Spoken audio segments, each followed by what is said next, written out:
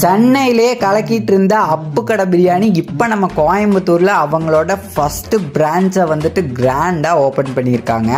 அப்போ நான் சொன்ன மாதிரியே எங்கள் பிரியாணி ஜூஸியாக இருக்குன்னு சொல்லியிருந்தாங்க. அதை ட்ரை பண்ணுறதுக்காக தான் அவங்களோட ஷாப்புக்கு ஒரு விசிட்டை போட்டிருந்தோம். 180 ருபீஸ்க்கு தர இந்த பிரியாணியில் ரெட் அல்வா ஸோ மஸ்ட் ட்ரைங்க, டிஃப்ரெண்ட் ஃப்ளேவரில் இருந்துச்சு. அண்ட் இந்த பிரியாணி கூடவே வர இந்த எக்கோ அண்ட் பீசஸ் எல்லாம் பெருசாக நிறையாவே கொடுத்துருந்தாங்க. ஸோ பஞ்சு மாதிரி இருந்துச்சுங்க. பீஸை தொட்டதுமே டபார்னு விழுகுது.